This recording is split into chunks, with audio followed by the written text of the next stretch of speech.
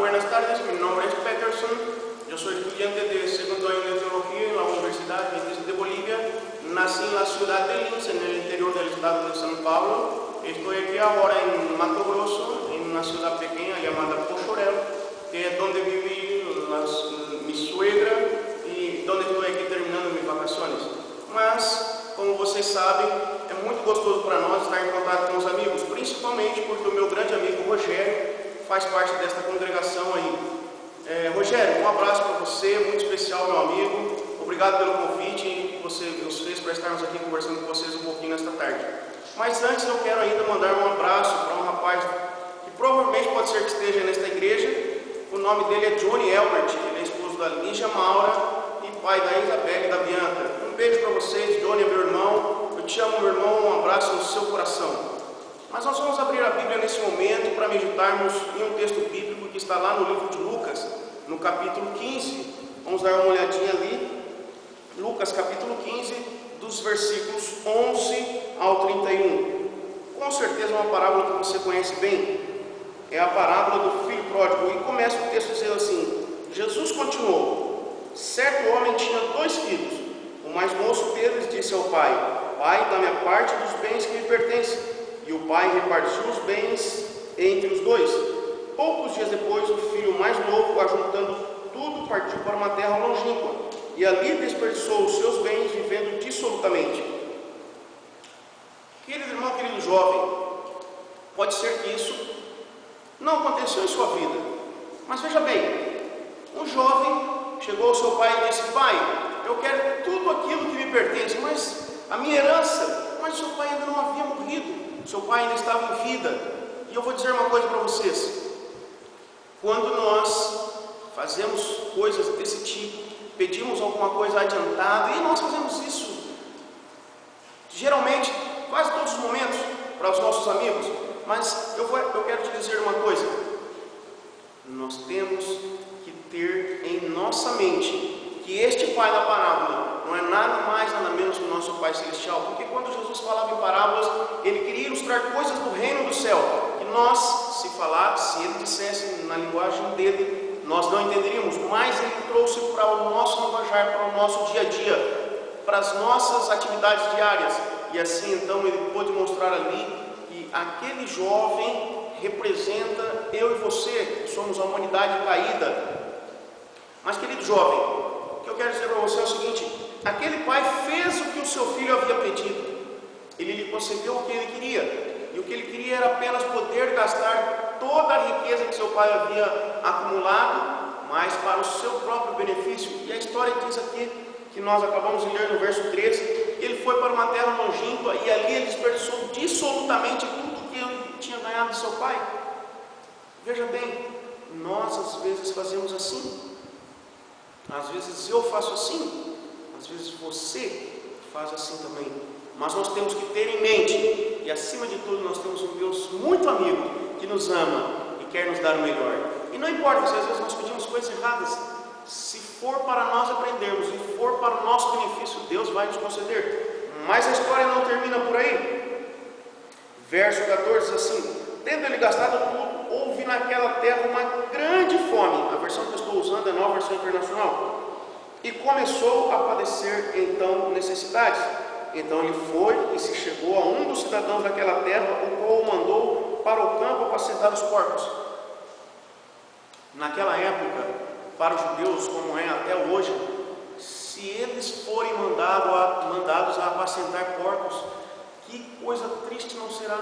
E se você for mandado trabalhar no sábado, você não vai fazer isso.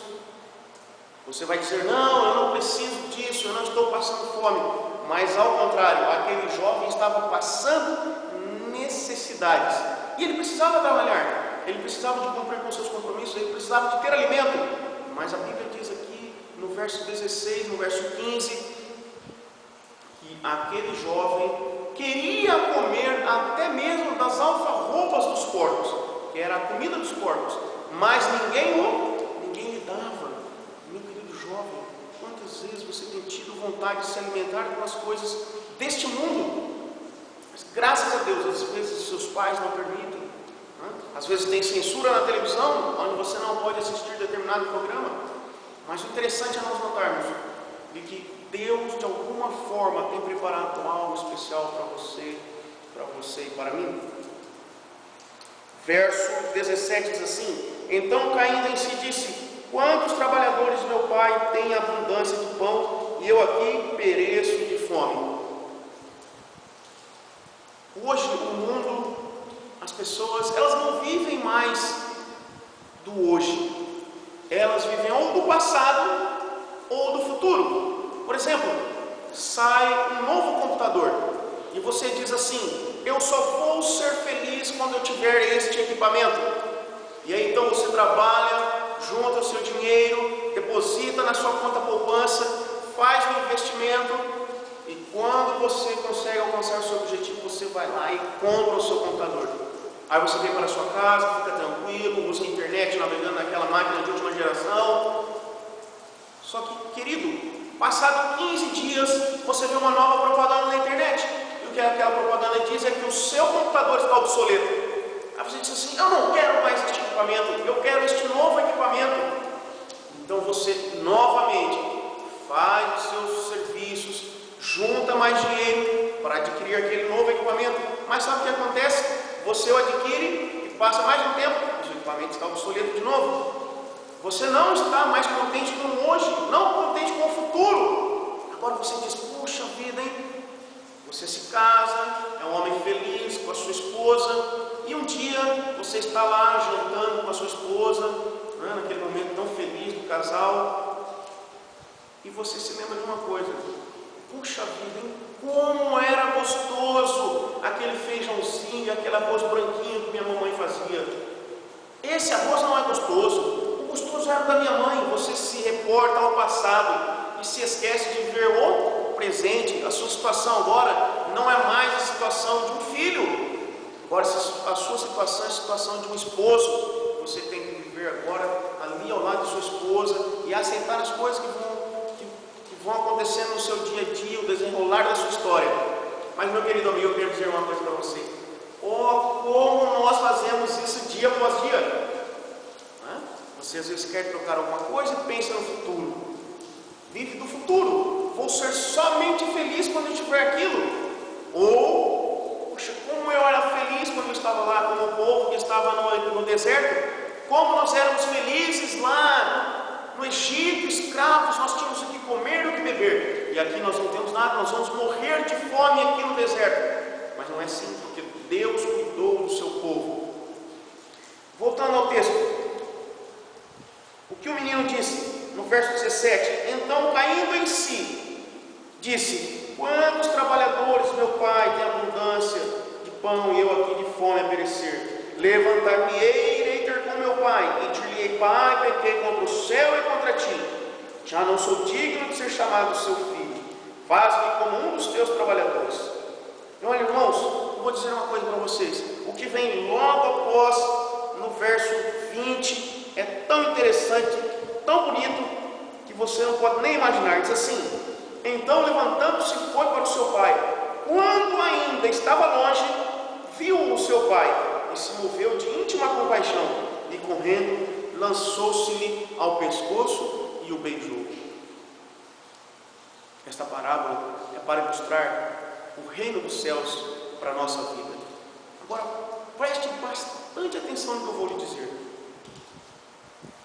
Uma coisa é certa: quando você estiver pensando em retornar até o Pai já pensou desde o princípio em que você sempre estivesse nas mãos dele. Eu vou dizer para você: Deus, ele vai caminhar ao seu encontro. Mas antes disso, é necessário que você dê o primeiro passo. Veja bem o que o verso 20 diz: então levantando-se foi para o seu pai. Irmão e amigo, meu jovem, pense em uma coisa: Deus só vai até a sua direção quando você se levantar e for até Ele. Porque enquanto isso não acontecer, Deus não tem como ir até você, porque você tem que dar o primeiro passo.